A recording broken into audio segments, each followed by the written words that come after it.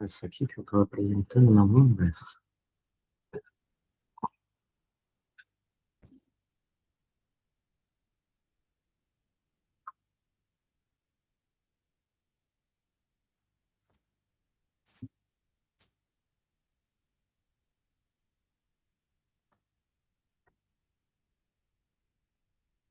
Esse aqui.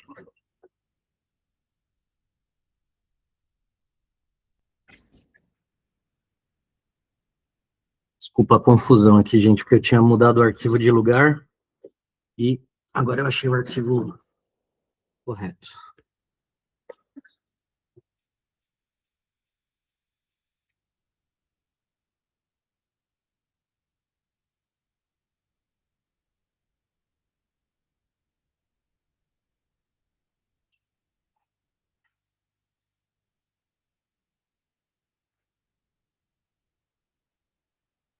Aí.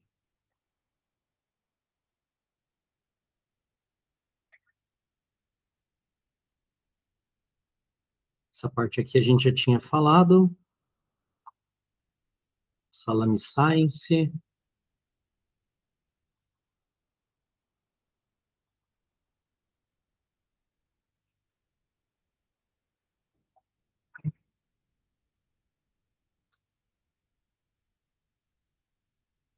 Eu estava falando aqui sobre essas práticas, né? O que fazer e o que não fazer no uso da IA.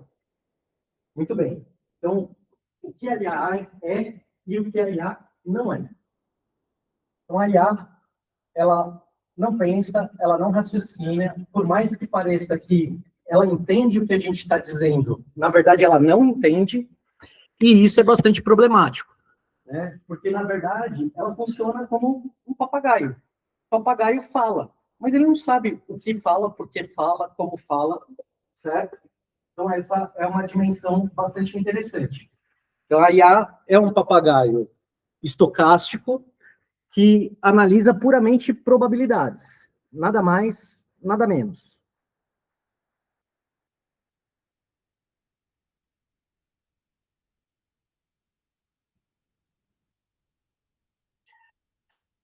Coisas que você não pode fazer no uso da IA na pesquisa. Primeiro, terceirizar a sua escrita. A IA funciona muito melhor como uma ferramenta de revisão, de análise crítica, de contestação, do que com uma ferramenta de escrita. Por quê? Como eu falei para vocês na aula passada, ela foi programada para confirmar o viés de vocês.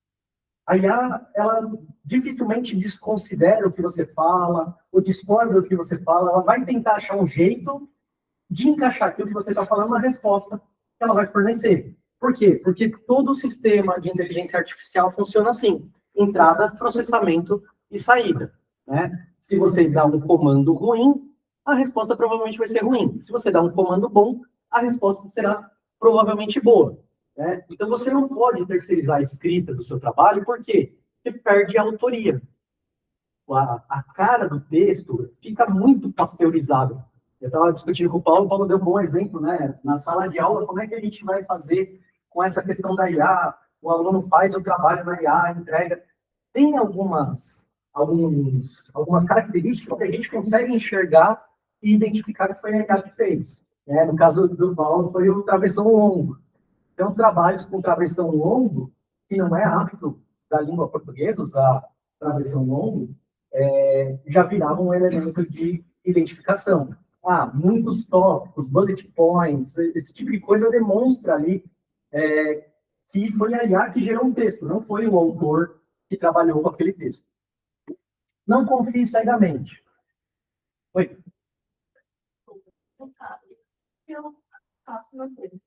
Eu peço para ele corrigir as conversas públicas, porque às vezes eu vou dar um ainda assim, não tem características da IA, então está modificando um pouco dele. Na verdade, é o contrário. Ela vai ter menos características de IA e mais características de texto seu. Okay? Mais uma vez, a ideia foi sua. A IA vai só modelar, mas a ideia foi sua. Agora, quando você joga para a IA, crie uma introdução X. Você não dá os parâmetros de qual foi a metodologia, qual é o problema, qual é a hipótese. Ela vai fazer um texto pasteurizado. Ficou claro? Então, minimamente, você precisa fornecer elementos para ela fazer uma escrita. E não pedir uma escrita sem fornecer elementos. Tanto que tem uma parte dos doutrinadores que trabalham com IA que já não falam mais em engenharia de prompt, falam em engenharia de contexto. Percebe? Porque uma coisa é um pedido que você faz. Você pode pedir para gerar, mas sem contexto, sai um negócio pasteurizado. Quanto melhor o contexto, melhor a resposta da IA. Não confiar cegamente. Por mais que muitas vezes você trabalhe com ferramentas que estão parametrizadas para aquela finalidade, ainda assim corre esse risco de alucinar. E eu tive um exemplo disso hoje. Estava lá no 8º D fazendo feedback das peças de prática jurídica e os alunos usaram IA, uma ferramenta que eu desenvolvi, parametrizada para essa finalidade, e ainda assim a ferramenta alucinou. Então, se uma ferramenta que foi treinada específica para aquilo alucina, imagina uma ferramenta que não foi treinada para aquela finalidade, que são os agentes de IA gerais, né? Então, ChatGPT, Copilot, Gemini, não são IAs jurídicas. Eu posso transformá-las em IA jurídica. Daqui a pouco eu vou mostrar como é que isso funciona. Mas não confie cegamente no que sai, nem da IA especializada, nem da IA jurídica. Oi, isso no caso você montou da IA, por exemplo, informação direta suas. Isso é legal, porque o Notebook LM é exatamente uma das ferramentas que eu vou apresentar aqui para vocês e recomendar o uso. Hoje, sem sombra de dúvidas, é a ferramenta que a gente mais utiliza na pesquisa jurídica. A probabilidade do Notebook LM alucinar é muito menor. Só que você tem um porém, né? Todas as instruções que você dá para ela ficam à mostra de quem for acessar o seu notebook. Como eu estava fazendo um exercício para os alunos e não queria que eles tivessem acesso ao material que está na memória da IA, eu usei o ChatGPT. Eu poderia ter usado o notebook? Poderia. Teria muito menos problema? Teria. Só que todos os alunos teriam acesso ao gabarito e o gabarito precisava ficar escondido. E para ele ficar escondido, eu tive que usar um GPT personalizado. E aí eu corri o risco.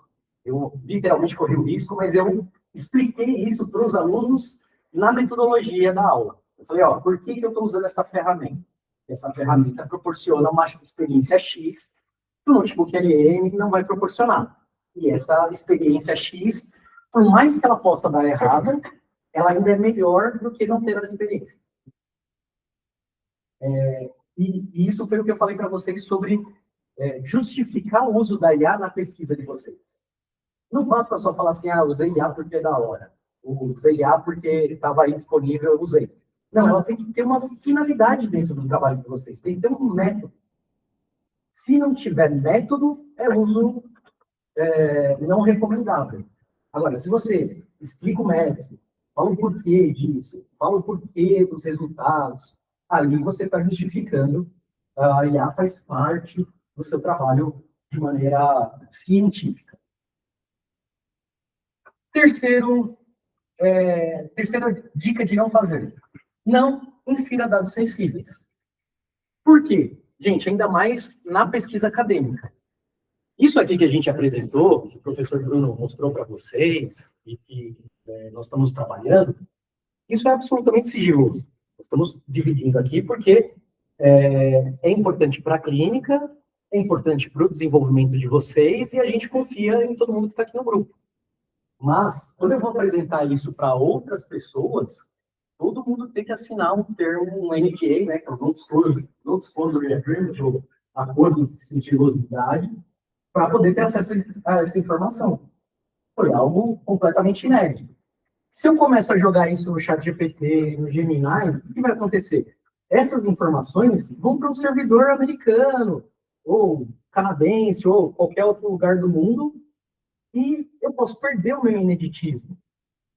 Tudo bem, nessa tese não tem tanto problema perder o ineditismo, mas imagina um cara que está desenvolvendo um material específico que vai revolucionar o mercado de chip. Pô, né? Recentemente caiu na mídia o código-fonte do Cloud, da Anthropic. Cara, foi um presente para a OpenAI e para o Google. Então agora os caras sabem como é que é o modelo deles e tal. Precisa tomar muito cuidado. Então, mesmo nessa ferramenta que eu desenvolvi, teve gente que passou o link para o pessoal do escritório, e o pessoal do escritório começou a usar. Eu falei, gente, vocês estão malucos, não sobe o processo aqui, pelo amor de Deus, cara, porque ela não foi parametrizada para questões de sigilo, ela foi pensada como uma ferramenta acadêmica experimental para casos hipotéticos. Só isso. E, último não fazer, não pule a leitura dos originais. A tentação é gigantesca. Você pesquisa um tema, acha 50 fontes. Uma mais legal do que a outra. Cara, eu quero ler, mas não dá tempo. Joga tudo lá no notebook LM, vai fazendo os resumão. Beleza, você entendeu cada texto, sabe como é que conecta cada fonte, mas você perde densidade argumentativa. Sabe aquela história que a gente pede para o aluno fazer o seminário, o cara faz o seminário lindo, você fala, tá bom, vem aqui na frente apresentar, o cara não consegue? É isso, né? O cara só pediu lá o trabalho, fez slide e tal, não sei o quê, mas ele não conseguiu absorver o conteúdo. Por quê? Absorver conteúdo demanda tempo, demanda vontade, você tem que sentar e encarar. Lógico que é muito mais fácil pegar um texto complexo, ler um resumo e depois partir para o original, você já tem uma ideia do que aquilo está falando, então a leitura fica muito mais simples, mas não pode pular a etapa de ler os originais. É isso que vai trazer a apropriação do conhecimento.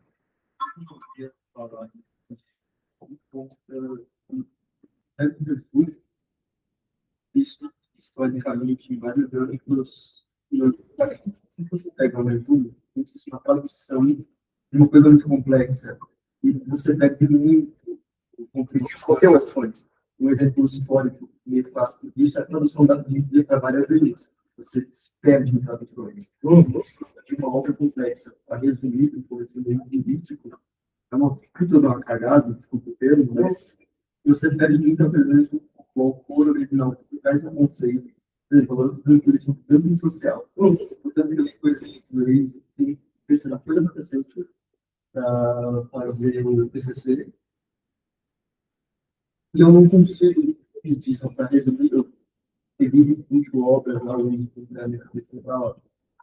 máximo delas que puder, vou no acadêmico para fazer a pesquisa, mas se pegar, por exemplo, a coisa tem inglês, eu vou pegar, acá no webinar, por exemplo, e falando explicar regularmente, são duas traduções que estão traduzindo de inglês em português, e depois resumir ideia,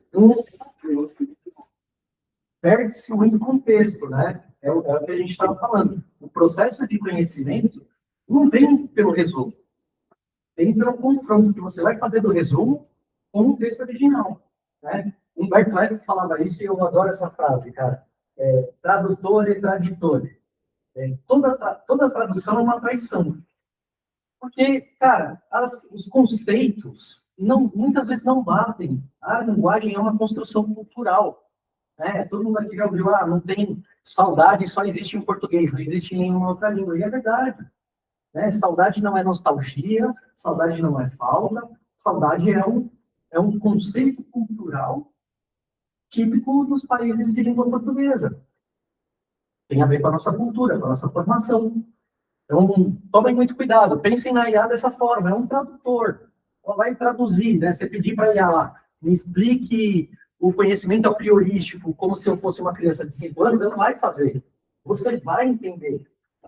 Só que você vai entender como uma criança de 5 anos. Você vai ter a bagagem de quem realmente estudou aquilo de maneira mais profunda.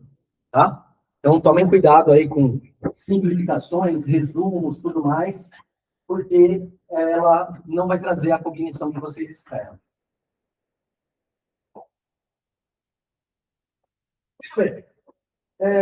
A armadilha da alucinação, como a gente já falou, né? A IA é uma calculadora de palavras. Um elemento mínimo que a IA usa se chama token. O token corresponde a aproximadamente 75% de uma palavra. Por que disso?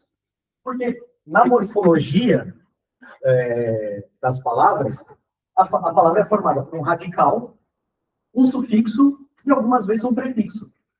Então, o token representa exatamente essa medida do radical, né? Processo, processual, processualístico. Proc é sempre o radical envolvido. Então, a Java é considerado proc como um token. E as demais palavras que vão sendo agregadas, ela também vai fazer essa conta. No final do dia, toda a precificação que vocês pagam lá do uso do ChatGPT, do Gemini, é baseada no número de tokens que você consome. E aí, a ideia de que a IA é uma calculadora de palavra, que tem como unidade mínima um token, faz com que, de fato, ela não entenda. Ela vai fazer um cálculo estatístico para saber qual é a próxima palavra que se encaixa no seu texto, e ela repete esse cálculo para cada palavra que é gerada. Por isso que a gente vê aquela animaçãozinha dele andando, né, bloquinho a bloquinho. E o problema disso é que ela não é necessariamente verdade, ela tem uma aparência de verdade. A IA foi fabricada, o modelo de linguagem dela foi fabricado para convencer a gente. Mas o conteúdo pode ser falso. Então, a regra de ouro é desconfie por padrão. Se aquilo está muito perfeito, aquele caso encaixou que nem uma luva no que você está escrevendo, cara, para e dá um passinho para trás. Né? Porque pode ser que a IA tenha alucinado. Eu falei dos dons, né? O que não fazer, o que fazer? Declarar o uso. A portaria que saiu do CNPq fala exatamente disso, de integridade na pesquisa acadêmica, e um dos pontos de integridade é vocês declararem, e a declaração envolve aquilo que eu falei. Qual ferramenta usou, por que usou, como ela se integra com o seu método e quais foram os resultados obtidos. Se você não consegue explicar essas 4 coisas, o uso que você está fazendo da IA é um uso provavelmente equivocado. Assuma a responsabilidade. Falei, né, do feedback que eu estava dando para os alunos lá, com um exercício de IA que eu fiz na sala, e uma das respostas ali, a IA alucinou no feedback. Errou qual era o caso que os alunos estavam trabalhando e deu um feedback nada a ver. Eu assumi essa responsabilidade. Eu expliquei isso no primeiro dia. Eu falei, pode acontecer. O feedback pode não fazer sentido. E aí, o human in the loop, né? Você manter essa possibilidade de revisão humana. Eu falei, a primeira nota de vocês é a nota da IA. Se a nota da IA bateu ruim, você falou, isso aqui não está fazendo o menor sentido, tem o segundo grau, que é a revisão pelo professor. Então, os alunos começaram a reclamar, escrevi a peça tal, mas ele me deu um feedback que não tinha a ver com aquela peça. Beleza, agradeço o retorno para eu melhorar a ferramenta, e agora, então, eu faço a revisão humana da sua nota e altero o feedback. Ótimo. Eu mantenho a auditabilidade, eu preservo o princípio do human in the loop, porque o tempo todo eu estou avaliando aquilo que a IA está fazendo e assumo a responsabilidade. Diferentemente do que aconteceu com os alunos. Os alunos fizeram o quê? Tem uma ferramenta que é o cliente robô, que eles fazem a entrevista e a coleta de dados, e uma outra ferramenta que auxilia na redação. E às vezes a ferramenta da redação falava assim, tira o item tal, acrescenta o item tal. Mas, cara, são sugestões que você precisa ter a mentalidade. Não é porque a IA te falou, você vai fazer. Né? Teve até um caso do ChatGPT que ficou famoso. A pessoa perguntou assim, eu moro a 100 metros de um lava rápido. Eu preciso levar o meu carro para lavar. É melhor eu ir a pé ou de carro? E o ChatGPT respondeu, considerando a distância, é melhor você ir a pé. Pô, mas eu quero levar o carro, como é que eu vou? Né?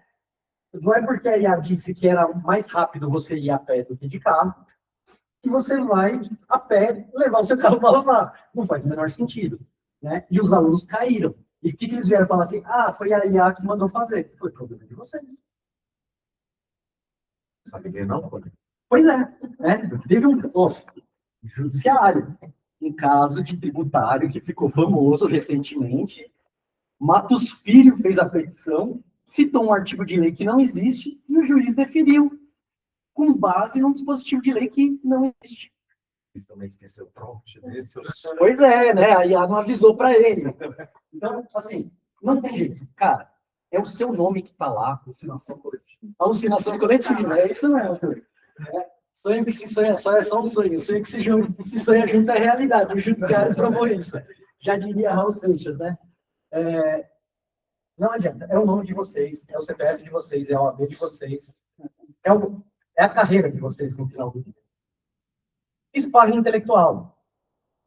A IA é ótima para criticar, ótima para achar falha, ótima para explorar pontos de vista que você não explorou. Mas aí também precisa saber elaborar o prompt para que isso aconteça de fato. Então, seria muito interessante, no trabalho de vocês, conforme vocês forem desenvolvendo os artigos, usar o sparring da IA. Falar, ó, tá aqui, montei esse projeto, destrói ele, acha todos os defeitos, o que o professor pode criticar. Alguns de vocês aqui já estão na época do TCC, usa a IA para ser a banca de vocês. Quais são as perguntas que um avaliador pode me fazer? Quais são os erros metodológicos que você identificou?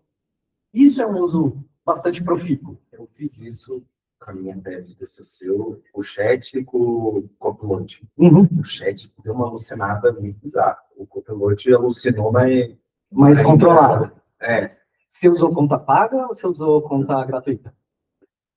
Essa é uma outra diferença também. Né? Existem várias limitações no modelo gratuito. O modelo gratuito é uma isca para você contratar o modelo pago. E eu vou dizer uma coisa que eu me arrependo de dizer, mas vou ter que assumir. Uma vez que você vai para o modelo pago, você não quer sair em casa. Exatamente. Cara, eu pago 3 modelos de IAs diferentes. De tanto que eu uso esse negócio. Sem brincadeira, assim, as possibilidades são infinitas. Eu já desenvolvi software sem saber, assim, sem saber não, eu manjo um pouquinho de programação, mas, cara, não dá o nível de ensino médio, sabe? Do que seria a programação. E eu desenvolvi um aplicativo inteiro. Página de site, cara, não tem mais web designer. Mas é tudo inteligência artificial. E quanto mais caro, mais... Melhor. Melhor. Tem jeito, é isso. Então, tomem cuidado com as contas gratuitas. Eu vou recomendar para vocês, daqui a pouquinho, o Copilot, porque, além dele ter todo o poder do ChatGPT na sua versão mais avançada, vocês têm acesso gratuito, por conta do e-mail maquinzista. Tá? Então, aqui, principalmente hoje, eu vou recomendar 2 ferramentas. Copilot e Notebook LM. Mas já a gente fala das ferramentas. Que usa a escritura RAG segura. RAG é Retrieve Argumentation Generation. Então, é você conseguir superar as limitações de token da IA. Né? Conforme você vai dialogando com a IA, dentro da mesma janela, o seu chat vai ficando gigantesco. E aí, na hora que você está lá, na 20ª interação, ele já não tem mais janela de memória para lembrar o que você fez na sua primeira interação. Então, por isso, vale a pena, talvez, você fracionar essas interações. Então, trabalha de 1 a 5 interações numa janela, fecha, abre outra, gera o contexto, trabalha mais 5 perguntas, fecha, abre outra, para não se perder dentro do contexto da janela. Tá? Outra coisa também interessante é que vocês podem, em algumas ferramentas, no Copilot dá para fazer isso, no ChatGPT também, vocês estabelecerem um corpus documental. Subir os arquivos para ficar na memória da IA. Existe uma série de limitações ao quanto que esses arquivos da memória conseguem ser processados. Então, uma dica que eu dou, por exemplo, em vez de subir 10 artigos aleatórios, tenta subir 10 artigos do mesmo assunto. Ou então, construa um índice e sobe junto com os artigos. Porque senão ele vai ter que procurar lá o que você pediu no artigo A, não achou, vai para o artigo B. Não achou, vai para o artigo C, vai para o artigo D. E aí ele vai consumindo tokens de memória e vai perdendo contexto.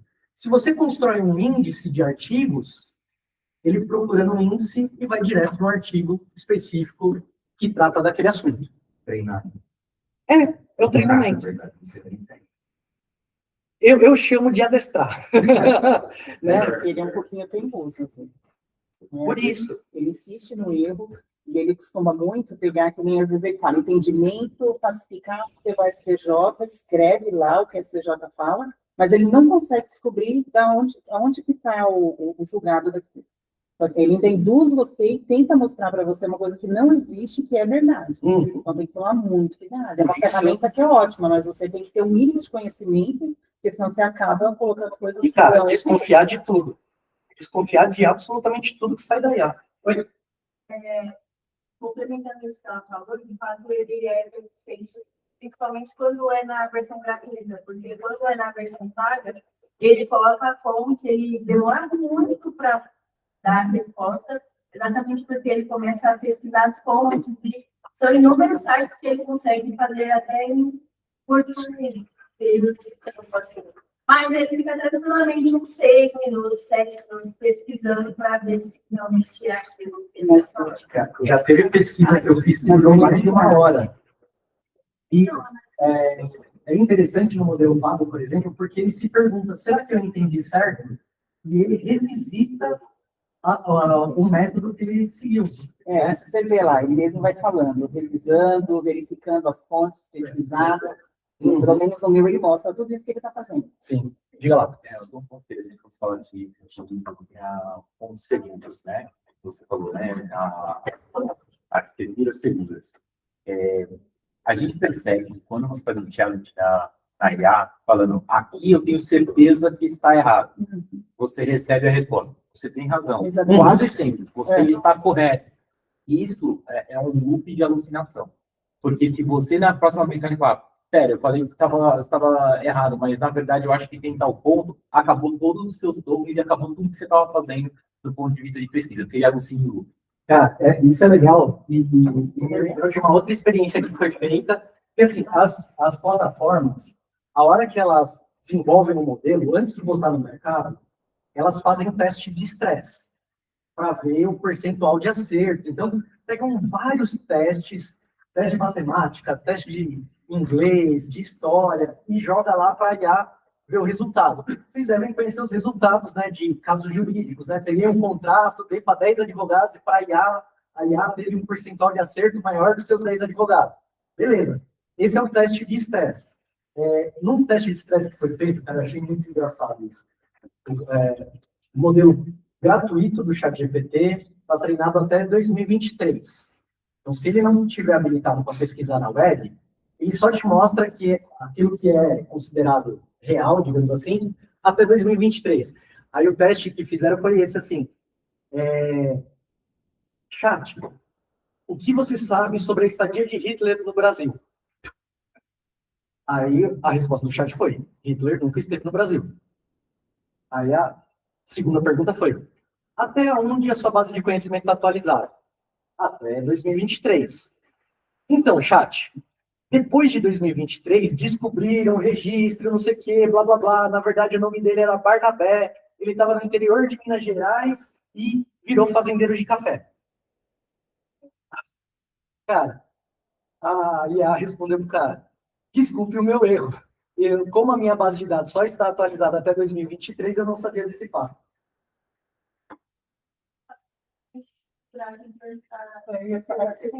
Exato. Se você continuasse com a interação, ele ia continuar respondendo, né, a partir da alucinação que foi colocada. Por isso que a ideia do Human in the Loop, do espírito crítico, ela é fundamental. Eu falei isso hoje para a turma. Cara, advogado hoje não vai mais ter que escrever, não vai mais ter que pesquisar. Advogado precisa aprender duas coisas. Ele precisa aprender metacognição e pensamento crítico. É isso que o advogado precisa saber. O espírito crítico, o pensamento crítico é duvidar de tudo aquilo que você vê. Por mais absurdo que possa parecer, pode ser que seja verdade. Ou, por mais real que aquilo pode parecer, pode não ser verdade. Você precisa duvidar. Falou em A, o espírito crítico é fundamental. E metacognição, que é saber como você vai aprender usando essas ferramentas. Que a ferramenta te dá tudo mastigado. Você não precisaria aprender nada. Mas se a ideia aqui é fazer pesquisa, desenvolver ciência, Não tem outro jeito, você vai ter que aprender. E a metacognição é a chave para você aprender alguma coisa usando IA. Tudo bem? Respondi a pergunta? Muito bem. Então, o sparring, né? Você vai jogar a hipótese inicial, a IA vai te dar um parecer cético, eu até coloco isso na personalidade lá, seja cético, duvide da hipótese, critique de todo jeito e tal. Por quê? O resultado disso tem que ser o desconforto produtivo. Ela vai apontar coisas que você, no seu discurso, normalmente omitiria. Eu estava falando aqui, né, da beleza da tese aqui, do consumidor, transportador, blá, blá, blá. Cara, mas eu tenho viés, eu estou interessado, eu quero que essa tese dê certo. Eu preciso de alguém que me traga para o campo do desconforto, sair da zona de conforto. E isso a IA consegue fazer bem.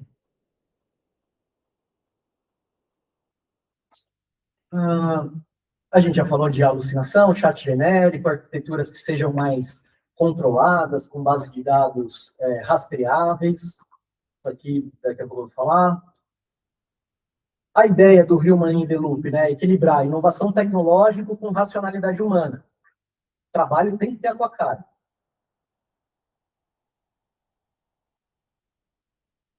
Aqui já é uma parte um pouco mais voltada para projeto de pesquisa. Antes de passar para essa parte, eu queria saber, dúvidas? Todo mundo na mesma página? Só para talvez complicar, quando você fala para colocar os pontos fracos no trabalho, a gente sempre está fazendo também, agora apontar os pontos fortes também. Uhum. Porque às vezes você passa meio na diagonal em algum ponto, e aí ela te mostra que ali pode ser melhor explorado, e você fala, não, aí você vê que realmente é o ponto mais forte. Eu gosto. Tudo é um exercício, na verdade. Você já ouviu falar de matriz SWOT, ou matriz FOFA?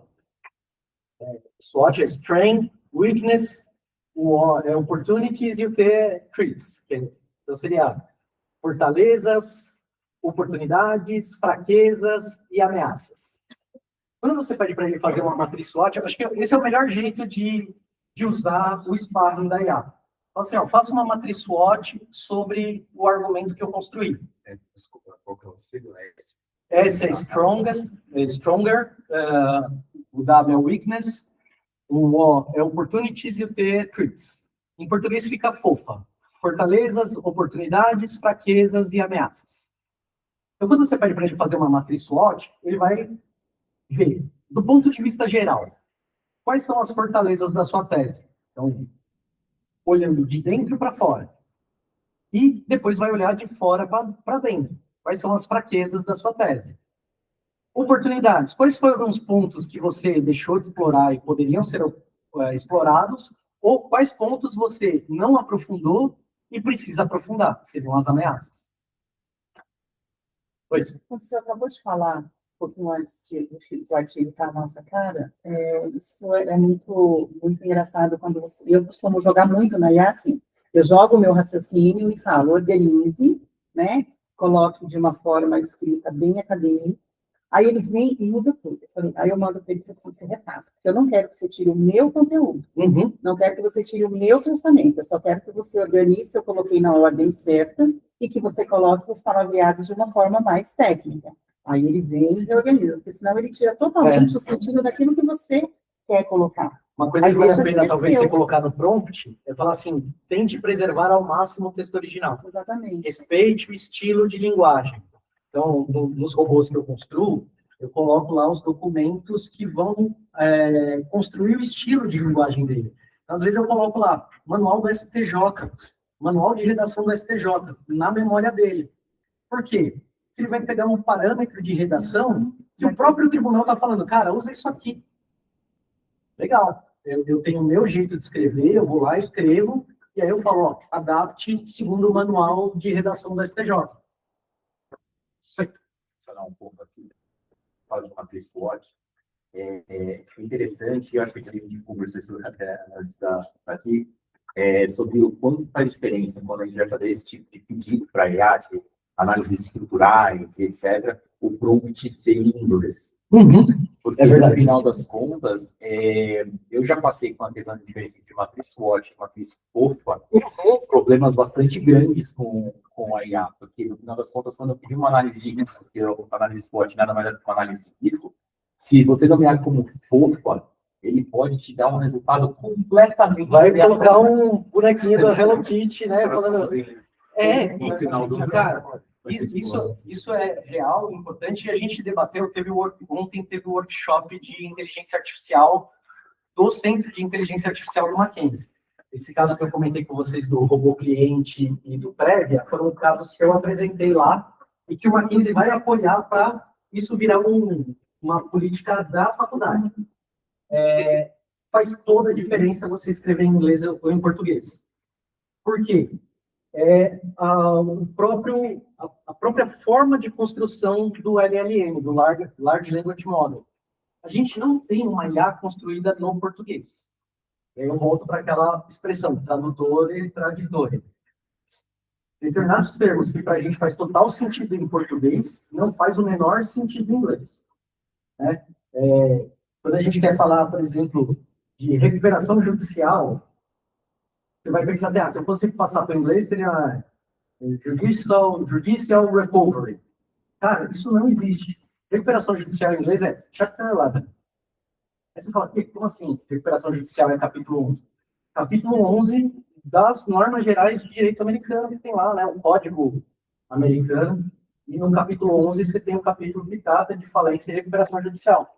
Então, se você botar recuperação judicial, a IA não vai saber o que é. Você tem que falar Chapter 11. Então, aí, para a IA fará sentido. Um bom jeito de resolver esse problema é fazer um prompt e pedir para a própria IA, falar assim, olha, eu preciso que você adapte esse texto para a melhor compreensão possível da IA em inglês. Aí ela vai,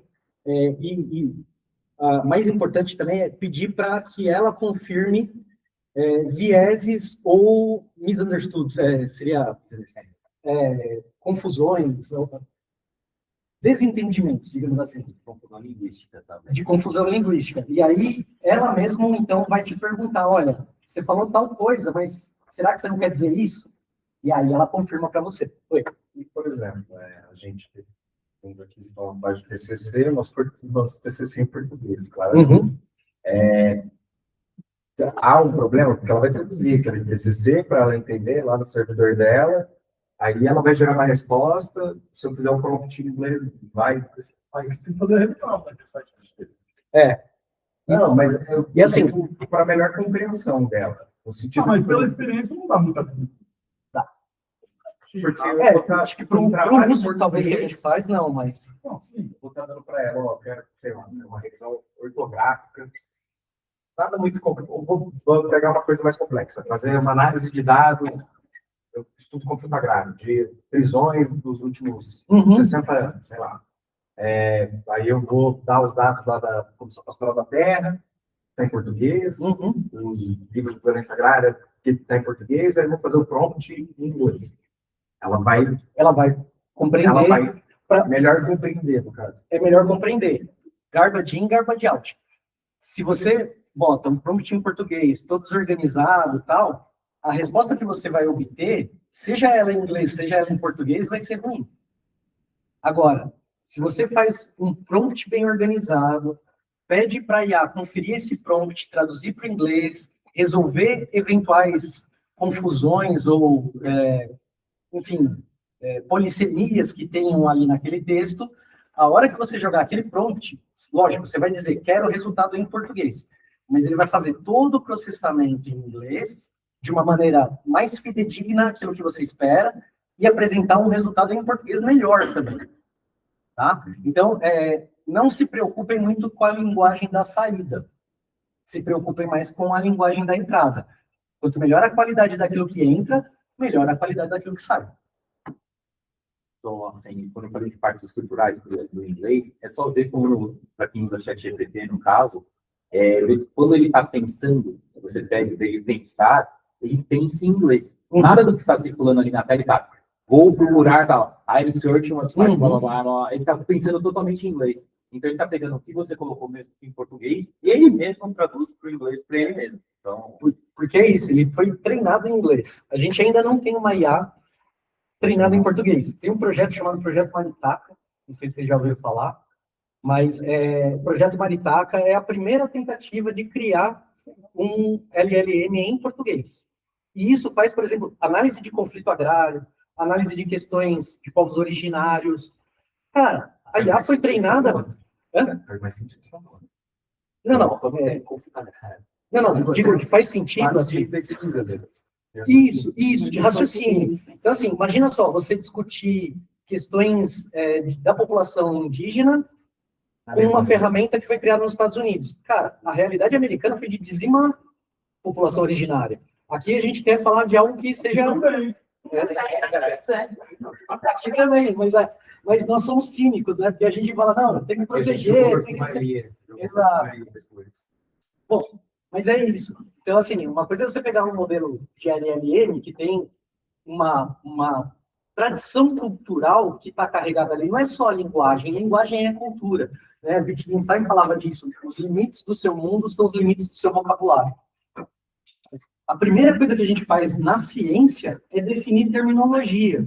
Por quê? Cara, se eu não defino o meu fenômeno de maneira terminológica, ele vai se confundir com outros fenômenos, e aí acabou, aí não é mais ciência. Tudo bem? Beleza? Eu vou dar uma aceleradinha aqui nessa parte. Projeto de pesquisa. Então, aqui, vocês todos vão ter que montar projetos de pesquisa para desenvolver os artigos de vocês. A gente começa com o tema é a grande área. O tema que ficou definido esse semestre aqui é o direito constitucional do trabalho, aliás, o direito do trabalho e a ordem constitucional econômica, certo? Então, esse é um tema. Eu vou usar esse tema depois para a gente fazer algumas pesquisas e experiências aqui. Então, dentro desse tema, que é grandão, eu tenho que pegar uma fatia dele, certo? Então, esse é o recorte. Eu quero falar sobre valor do trabalho e dignidade humana. Então, dentro do direito do trabalho e ordem econômica constitucional, eu vou falar de dignidade da pessoa humana e o valor social do trabalho. Beleza, defini o meu recorte. O problema, então, depois que eu definir o tema e o recorte, eu tenho que definir qual é o meu problema de pesquisa. O meu problema de pesquisa é uma pergunta. É uma pergunta. Então, eu poderia formular, dentro dessa concepção de dignidade da pessoa humana e valor social do trabalho, pensar o seguinte, como a regulamentação do uso de IA pode, ao invés de destruir postos de trabalho, criar novos postos de trabalho. Entenderam a pergunta? Então, o normal é a gente ver o discurso aí de que a IA vai deixar todo mundo desempregado, está todo mundo ferrado e tal. Beleza, isso eu já sei. Eu quero fazer o pensamento oposto. Eu quero pensar assim, tá, beleza, já que o cenário é catastrófico, como é que eu transformo um limão numa limonada? Essa é a minha pergunta. Então, a definição de um problema real, ele tem que ser forte e interpretativo. Ele não pode ser algo que você consegue responder de maneira trivial. Né? Essa coisa da destruição de trabalho já está mais do que comprovado. Mas, ao contrário disso, cara, está todo mundo em dúvida. E quem souber responder essa pergunta, talvez seja o próximo ministro do Trabalho aqui no Brasil. Beleza. Desenvolvemos o problema. A hipótese é a potencial resposta para a minha pergunta. Eu falo assim, será que se eu apostar em requalificação, se eu apostar em educação digital, se eu apostar em, sei lá, proibição do uso de IA para certas atividades, será que isso é uma hipótese funcional? Não sei ainda, vamos pesquisar, tá? Então, não tem problema a sua hipótese não ter uma comprovação específica ou até mesmo contrariar resultados que já existem na ciência. Ela é uma proposição, é uma investigação que você fará. E pode ser que essa hipótese, ao final do processo científico, se confirme ou não. Se ela se confirmar, muito legal. Mas se ela não se confirmar, também não tem problema. A IA vai, aliás, a ciência também vai progredir. né? Porque os próximos pesquisadores vão ler o seu trabalho e vão falar, ok, já fizeram essa tentativa, vou tentar achar outra coisa. Tá? Então, é mais. Então fica aqui a questão da hipótese, né? Pode ser que ela se concretize, pode ser que não. Isso não importa para o processo científico. Objetivos. Como é que você chega da sua pergunta até a sua resposta? Quais são os passos que você precisa percorrer para chegar na conclusão? Então, a gente parte aqui do problema, vou mapear o quadro normativo, identificar a jurisprudência, comparar posições doutrinárias, invalidar insuficiências regulatórias e chegar aqui na minha resposta. Valeu, cara. Depois eu passo o link para você terminar. Beleza, show. Tudo bem aqui? Então, esse é o passo a passo. Pode ser, isso aqui é um método qualitativo. É o que normalmente a gente mais usa. Mas pode ser que vocês optem por um método de estudo de caso, pode ser que vocês optem por um método quantitativo. Aí muda um pouquinho esses passos, mas a ideia é a mesma, né? Nos objetivos gerais específicos, você define o passo a passo para sair da sua pergunta e chegar até a sua resposta. Justificativa. Por que essa pesquisa merece existir? Cara, pesquisa é emprego de tempo, é emprego de esforço, é emprego de recursos, tá? Então, vocês precisam pesquisar algo de fato que mereça ser pesquisado. Perguntas que já foram respondidas não tem razão de ser objeto de pesquisa, né? A menos que você queira questionar o status quo, que é válido. Super válido. Método. Então, uma vez que você definiu o passo a passo, qual é o problema, qual é a hipótese, você precisa saber se o método que você vai adotar serve para cumprir com aqueles objetivos. Não adianta eu querer fazer um estudo quantitativo de percentual de decisões que foram proferidas sobre um determinado tema e usar o método de estudo de caso. O estudo de caso é uma situação específica. No método quantitativo, eu quero olhar o espectro geral, né? Eu preciso estudar o método, escolher o método que seja propício para o tipo de pesquisa que eu estou fazendo.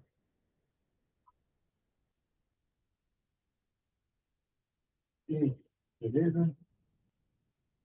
Chegamos na parte que todo mundo quer ver, né? Usos atuais das ferramentas para IA. Só ver uma coisa aqui. Isso aqui já foi. Isso aqui a gente já falou, tá. Então, vamos abrir agora as ferramentas.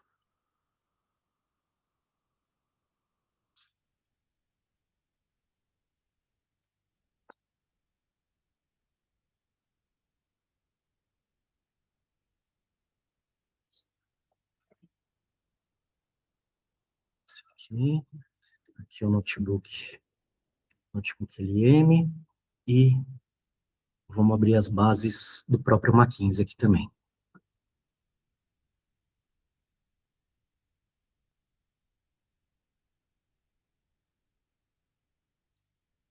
Pessoal,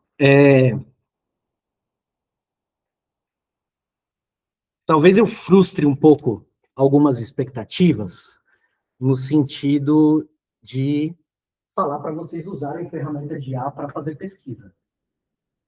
É possível, é muitas vezes vantajoso, mas eu ainda insisto na ideia de procurar por mim mesmo as fontes.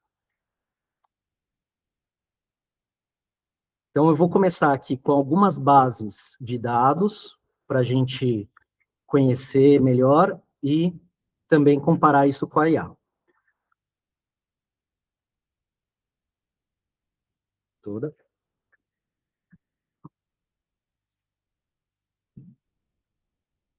Não acredito que o site da biblioteca está fora do ar. Ai, tá. Sério? Vou tentar abrir aqui, ver se... E isso que nós estamos na rede interna do Mackenzie, hein? Isso é a biblioteca, né? Eu queria, na verdade, abrir o site da biblioteca mesmo. Aqui abriu. Valeu. Aqui abriu. Deixa eu tentar de novo ver se vai.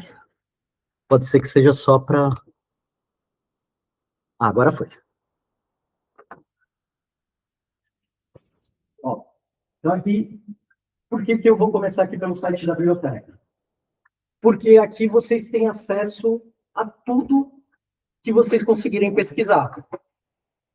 Então, a principal ferramenta de pesquisa é esse aqui, ó, é o Pergamon com o seu catálogo online. Então, o Pergamon tem essa carinha aqui. Apareceu, não? Não. Ah, eu tô compartilhando isso aqui, pronto. Então, o Pergamon, ele tem essa carinha aqui. Por que que eu recomendo começar a pesquisa pelo Pergamon? Porque ele vai pesquisar o que existe online e o que existe offline. Então, tem determinados temas que vão demandar obras clássicas, que você não vai ter acesso no online, mas existe aqui fisicamente, e algumas outras obras que, apesar de serem clássicas, estão com edição recente, com edição mais nova, e aí vale a pena vocês usarem os livros eletrônicos. Então, vamos jogar aqui. Sugiram aí um tema. Plataformização do trabalho, ótimo. Plataformização. E aí vocês precisam entender o que são conectores booleanos. Já ouviram falar disso? Conectores booleanos são palavras-chave que a gente coloca na pesquisa aqui para ele ou identificar resultados similares ou excluir determinados resultados. Então, pode ser AND, que seria E, pode ser OR, que seria ou, pode ser NOT, que aí ele vai excluir a próxima palavra. Então, você tem alguns conectores que ajudam vocês a limpar um pouco mais o resultado. Só para mim, No catálogo online. Então, eu quero pesquisar especificamente o termo plataformização do trabalho. Para poder pesquisar especificamente um termo, eu preciso colocar ele entre aspas.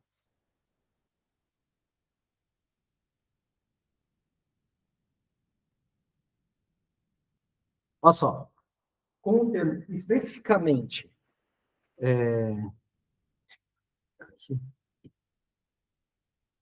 especificamente, plataformização do trabalho, ele achou duas obras.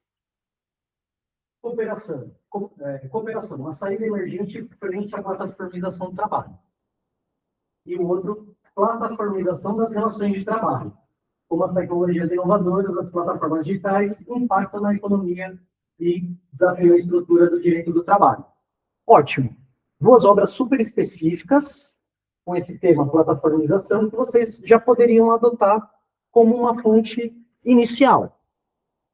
Vamos abrir aqui, esse aqui é digital. Cadê? Ó, quando tem esse localização aqui embaixo, significa que é físico. Quando não tem, significa que é digital. Então, vamos abrir aqui.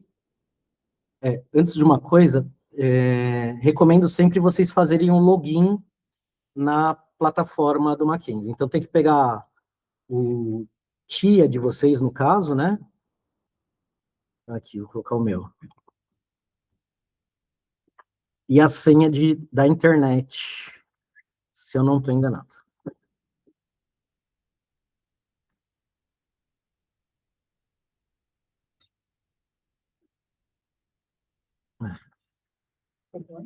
Não, tá aqui já. Aí, beleza. Então, vou atualizar essa página aqui de baixo. Ok. Então, aqui, ó, abri o livro. Se eu clicar aqui em acesso restrito, ele vai me pedir de novo o login e a senha.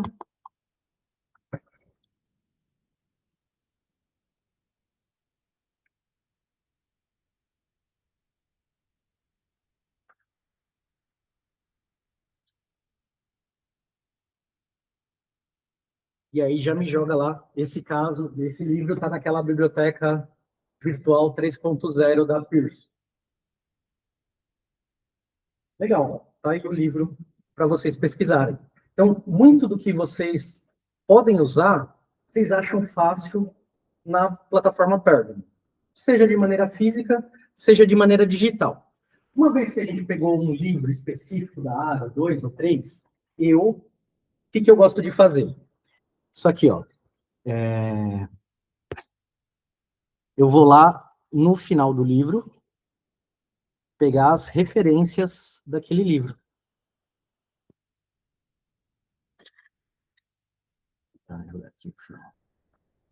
Ó, considerações finais.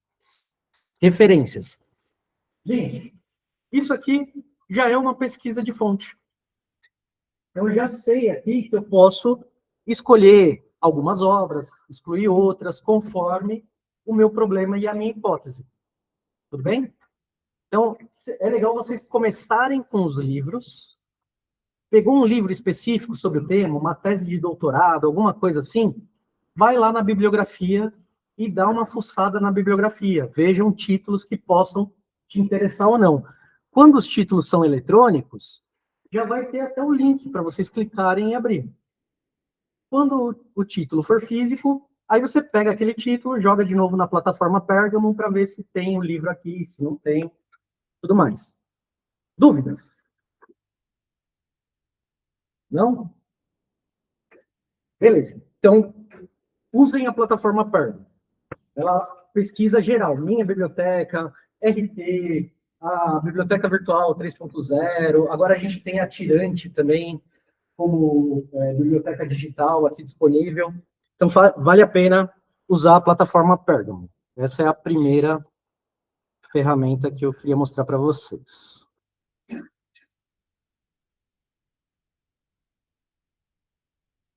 A segunda ferramenta é o Copilot. Por que eu vou indicar o Copilot e não o ChatGPT, e não o Gemini, e não outras ferramentas? Por conta da qualidade na pesquisa com uma conta paga. Para vocês não terem que pagar a conta do ChatGPT, pagar a conta do Gemini, o Mackenzie já fornece isso aqui para vocês. E aqui, ó, onde está automático, olha só o que eu tenho disponível. No automático, a própria IA define quanto tempo ela vai pensar. Nas respostas rápidas, ela vai fazer uma varredura muito rápida da internet e te trazer resultados que não necessariamente são os melhores, mas foram os resultados mais rápidos que ela encontrou. E o que eu quero mostrar aqui para vocês. Think Deeper. Pensamento profundo, ou pesquisa profunda. Esse módulo aqui é aquela IA paga. Você vai conseguir fazer uma pesquisa realmente boa, com fonte, com todas as indicações de onde ela tirou e tudo mais. Então, vamos jogar aqui de novo o seguinte prompt. Preciso de fontes acadêmicas sobre plataformização do trabalho. Ponto. Parece um bom prompt. Mas um bom prompt, na verdade, ele vai ter definição da persona, a definição da tarefa, definição do contexto e o pedido do resultado específico. Tá? Então, aqui eu vou para o começo e falo assim, você é um pesquisador da área do direito, do trabalho.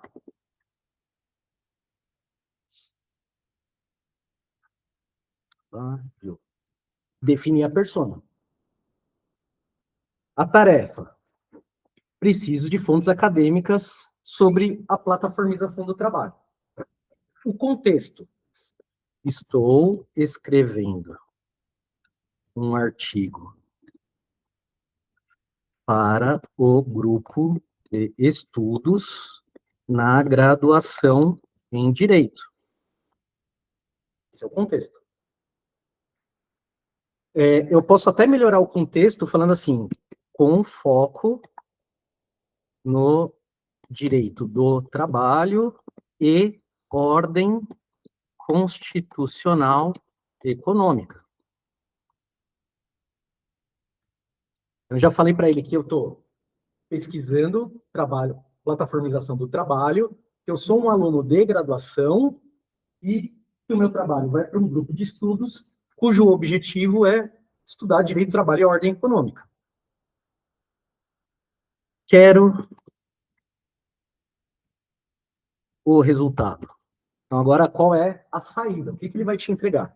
Quero o resultado com revistas, com artigos publicados em revista indexada. Revista indexada são aquelas revistas que passam por um controle de qualidade, não são revistas predatórias, elas têm um corpo editorial, tem revisores, tudo mais. Então, quero o resultado com artigos publicados em revista indexada, integrados numa tabela, com 2 pontos. Nome do autor, título, ano e resumo. Normalmente ele entrega, mas eu também costumo colocar aqui URL. O URL é o endereço para você conseguir fazer o cara crachar, ver da onde que ele pesquisou, da onde que ele tirou a informação e poder confrontar. Acho que agora está um prompt bom. E selecionei o modo lá, Think Deeper. Vamos ver o que vai acontecer agora. Tchan, tchan, tchan, tchan.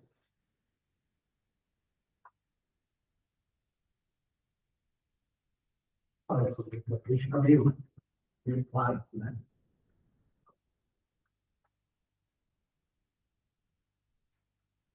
Vai demorar um tempinho aí para processar, mas já já a gente compara com o resultado fora do Think Deeper.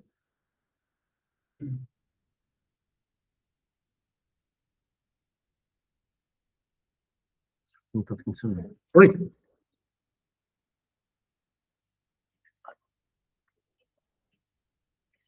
O acesso maquinzista? Mostro. Espera aí. Você tem acesso ao e-mail?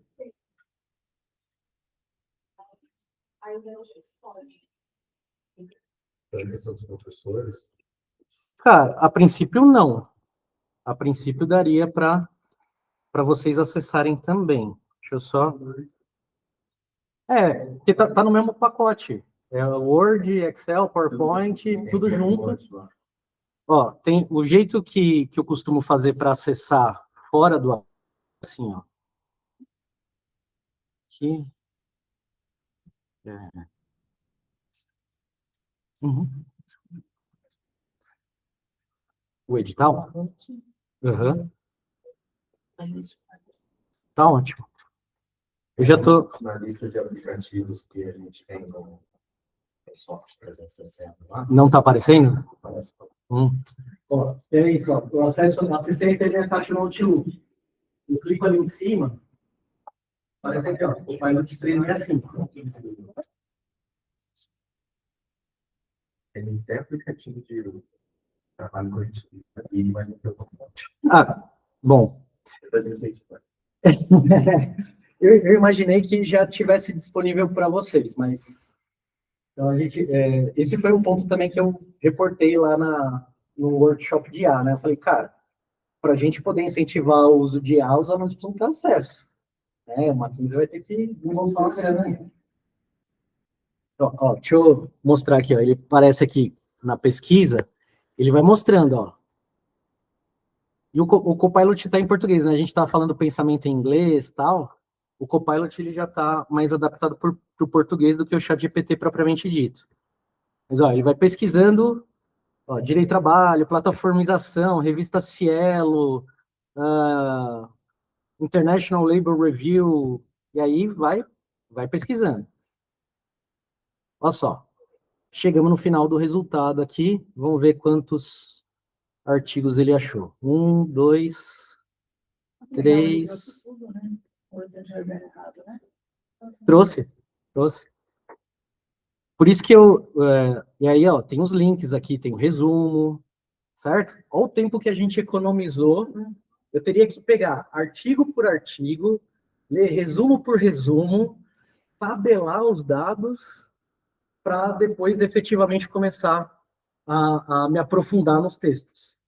Ele já fez isso aqui para mim. Agora, a partir dessas informações, eu poderia até colocar mais informações. Pedir mais, sei lá, tipo, se filia ou se não se filia a tal corrente, alguma coisa assim. E ia trazer isso. Certo? Então, minha recomendação para vocês seria essa. Comecem com Pérgamo, acha alguma obra específica, vai nas referências dessa obra específica, dá uma olhada, vê quem são os autores e tudo mais, e aí você parte para a inteligência artificial. Esse aí é 100% pago, né? Não tem nenhum limite para Não. E para fechar, depois que a gente achou os artigos, fizemos toda a pesquisa lá, tal, não sei o quê, achamos os artigos. O que a gente vai fazer, então, com esses artigos que a gente achou? Nós vamos trabalhar aqui no Notebook LM. Bom, deixa eu pegar aqui, esse aqui, workshop de IA. Eu estava preparando para apresentar para uma aqui. Não, esse aqui está com pouca fonte, vamos pegar um melhorzinho.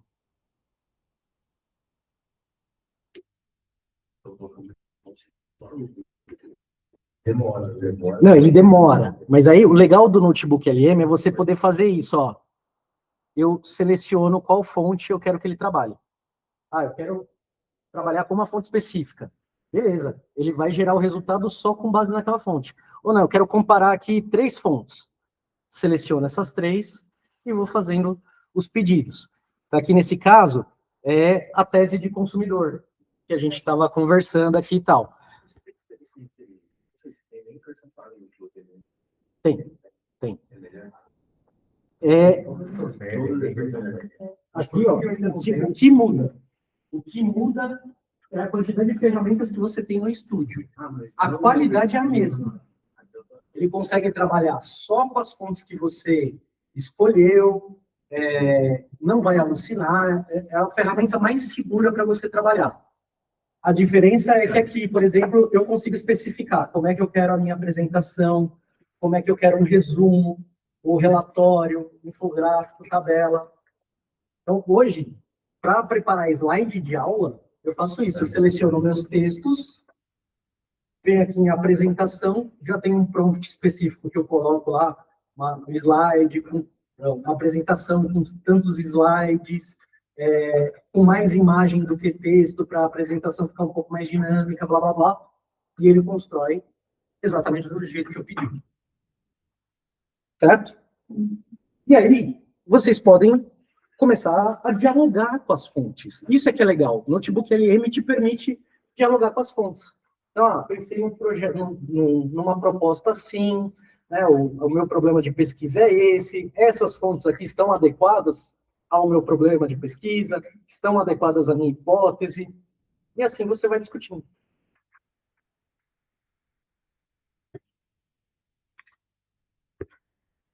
Legal, né?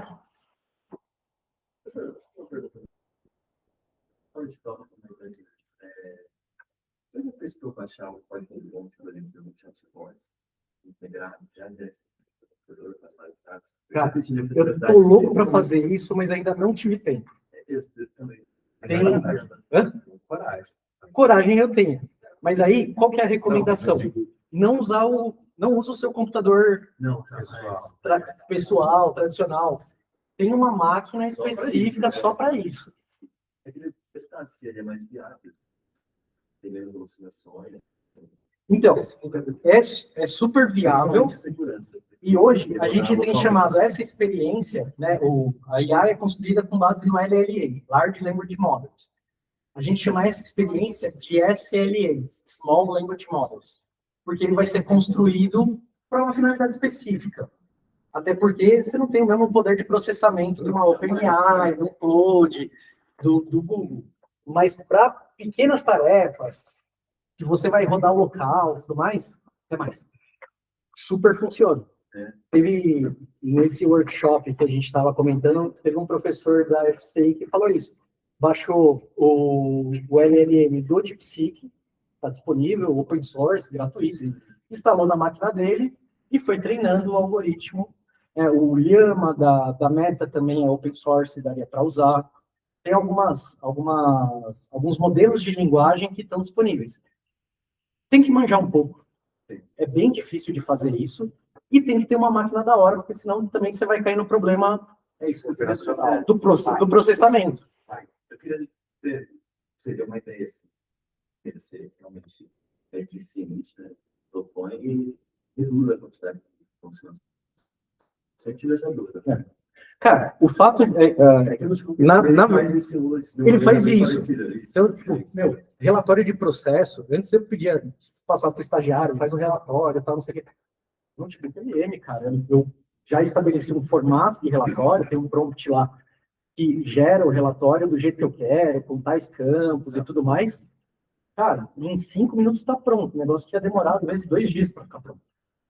Isso é aquela coisa assim que, quando o cliente liga do meio do relatório do caso tal, você fala assim, botou aqui rapidinho. E, pelo menos na versão paga, eu tenho certeza absoluta de que os dados não vazam. Na versão gratuita, eu já tenho dúvidas. É só também tomar outras precauções de tipo de navegador, VPN. Anonimização de dados, esse tipo de coisa. Mas é isso, cara. Enfim, a gente está pensando em pesquisa acadêmica, não estou falando de uso para advocacia. Se a palestra fosse para uso da advocacia, teria um outro Mas tom. a própria pesquisa também, pô, dependendo. Exato. Como eu falei, uma das coisas que está lá na portaria do CNPq, que não pode acontecer de jeito nenhum, é usar essas ferramentas para dar parecer em pesquisa que ainda não foi publicada. Porra, você é um avaliador, você é o cara que vai bater o carimbo lá se isso merece ser publicado ou não. Além de você não estar fazendo o seu trabalho, todos aqueles dados você acabou de jogar para um servidor que está, sabe-se lá Deus aonde, e que sabe-se lá que uso que eles vão ter no acesso com isso. As faculdades do Exército, né, a formação militar, proibiram o uso. Proibiu carreira militar. O ITA ainda tem carreira civil, né? Uhum. Mas as carreiras militares não podem. Eu tô imaginando o cara chegar e tomar um esculacho desse aqui. Você vai pegar 15 dias de cadeia porque você usou IA. Bom, eu vou parar aqui a gravação. Acho que a gente cumpriu aqui com o nosso objetivo. Espero que todos vocês fiquem satisfeitos e depois eu vou disponibilizar esse material para vocês consultarem.